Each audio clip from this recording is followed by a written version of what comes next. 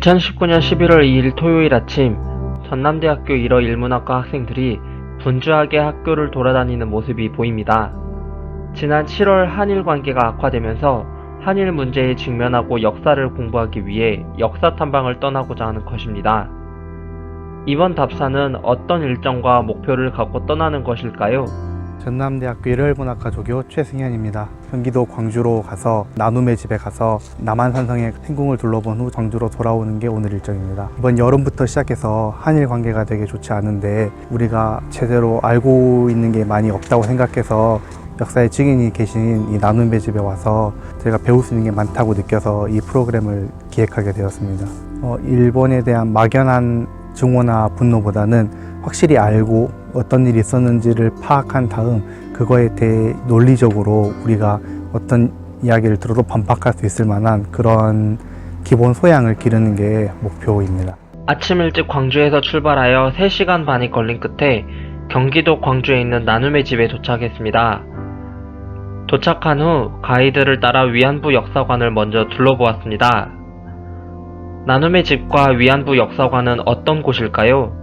나눔의 집에서 해설사로 근무하고 있는 이혁진이라고 하고 지금 대학교 재학 중입니다.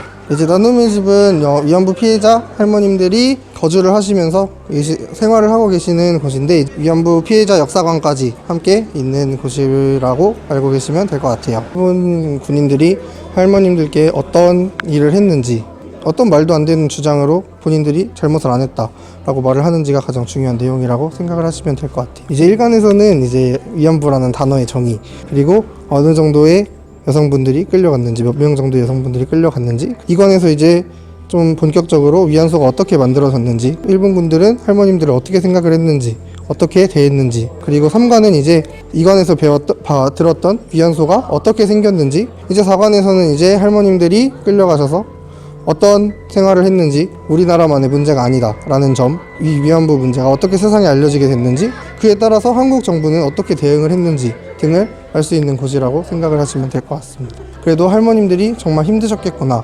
슬퍼셨겠구나, 그리고 그 시간을 견뎌서 여기까지 잘 살아오셨구나 만 느끼셔도 굉장히 의미 있는 시간이 되지 않을까 라는 생각이 듭니다.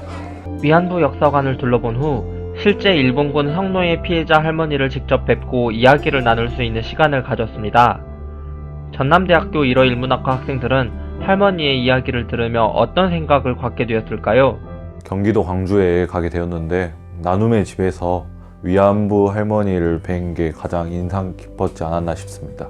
길진 않았지만 짧았던 한마디 한마디 인생 이야기를 듣게 되면서 지금의 나는 진짜 좋은 세상에 태어났고 좋은 환경에서 살고 있었구나, 그들의 인생을 보면서 어떻게 살아야 될지, 역사의 중요성이 무엇인지 느낄 수 있었던 계기가 된 것 같습니다. 마침 좋은 기회가 돼가지고 이제 할머님을 만나게 됐어요. 그래서 짧은 대화도 나눠보고 덕담도 듣고 공부 열심히 하라는 덕담을 듣긴 했습니다만 근데 그 한마디 한마디 속에 정말 인생의 아픔이 다 담겨 있어요.